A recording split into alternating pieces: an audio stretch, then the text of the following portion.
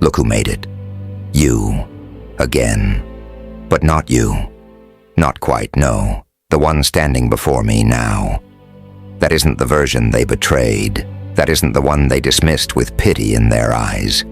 That isn't the fool who waited for apologies that never came. That version is gone, dead.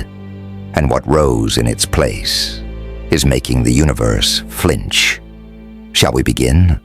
There comes a moment in every soul's life when something cracks. Not loudly, not publicly, not even with ceremony. Just a silent shattering in the dark, where no one's watching, and the world doesn't hear it. But you do. You feel the fracture echo like thunder behind your ribs. You look at the pieces. You wonder if you'll ever fit them back. And then you stop trying. That's when the old self dies, the kind one, the quiet one, the one who answered every insult with a forced smile, who internalized every betrayal like it was deserved, the one who kept the peace, even as they tore you apart in silence. And when it died, no obituary, no mourning, just a shift in the wind. And the world didn't notice, not at first. But you noticed, didn't you? You started standing differently. The light in your eyes changed, not brighter, darker, sharper. You stopped explaining yourself, stopped flinching when they lied, stopped shrinking to fit their comfort. You didn't glow up. You burned the evidence. This new you, it doesn't whisper back. It doesn't beg for kindness. It doesn't chase people who fumbled sacred things. You see, the old you lived for approval. The new one lives to be unreadable. They always preferred the old you. Of course they did. That version made them feel powerful. It stayed small so they could pretend to be giants. It apologized when they hurt it. But now their fingers twitch when you walk in. Now their voices lower when your name gets mentioned. Now they miss the version of you that needed them. Because this version, this new one, doesn't need a damn thing. You broke the leash with no noise, just vanished and rebuilt. And when they came looking for you again, they found something colder, something that doesn't tolerate mediocrity, doesn't bleed for breadcrumbs, doesn't flinch when left alone. They didn't kill you. They gave birth to a goddamn entity. They will say you changed. They'll say it like it's a crime. But they will never admit they're the reason you had to. Because deep down, they know. They know what they did. They know what you survived. They know what kind of ghost they created. And how that ghost came back in a new skin, armored in silence, wired with storms. And oh, how uncomfortable it must be for them now. To realize their favorite punching bag became untouchable. To remember the sound of your old voice, soft, eager, breakable, and be met with nothing. You don't whisper back now. You watch, you calculate, you build from the ruins they thought would bury you. Let them fear you. Let them feel your absence like frostbite. Let them watch as your silence breeds results they can't comprehend. Let them pray the old you is still somewhere inside. Because if this is your final form, they're going to wish you stayed broken. You are not here to reassure them anymore.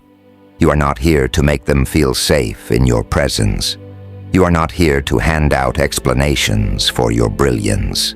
You are the aftermath. You are the scar they pretend not to see. You are the unfinished threat that keeps them awake. So no, you don't whisper back. You don't return fire. You become it. You don't send warnings. You exist as one. Because when the old you died quietly, the world slept peacefully. But now the wind carries your name like a warning. Now the air shifts when you enter the room. Now silence speaks for you. And it says one thing: don't try me. So stay cold, stay untouchable, stay unrecognizable to those who broke you. Because the old you may have died quietly. But this version doesn't just survive. It rewrites fate. It terrifies the watchers. And it never ever whispers back. Do you know what happens when silence becomes your weapon? It turns the world into a guessing game. People start fearing what they can't define. They used to mock you. Now they monitor you. Not because you said anything, but because you stopped. The moment you stopped explaining, they started panicking. Because silence is louder than begging. It echoes deeper than tears. It says, "You no longer have access." That's what terrifies them now. They don't miss you. They miss the access to hurt you without consequence. They miss the control, the leash, the version of you who'd sit quietly in the fire and call it growth. But that version died, and no ritual, no lie, no manipulation can summon it back. Let me say this clearly. You are no longer a participant in their games. You are the one writing the rules now. And your silence, it isn't weakness, it's judgment. You are not cold. You are measured. You are not heartless. You are precise. You are not angry. You are done. And when they ask what happened to the old you, let them wonder. Let them spin stories. Let them drown in the discomfort of not being invited to the final act. Because if they really wanted to know what happened to you, they should have listened while you were still speaking, before the death, before the silence, before the ascension. You're not bitter. You're not vengeful. You're something far worse to them now. Unreachable.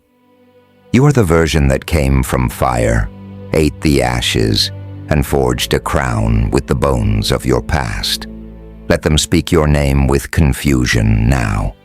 Let them call it ego, when what they're really seeing is untouchable sovereignty. You don't need to defend your evolution. Your existence is the proof. Your calm is the alarm, so walk like the war is over, because it is. The old you was the battlefield. This one is the aftermath they can't recover from. You are the consequence. You are the unanswered prayer. You are the version no one's ready for. And you don't whisper back.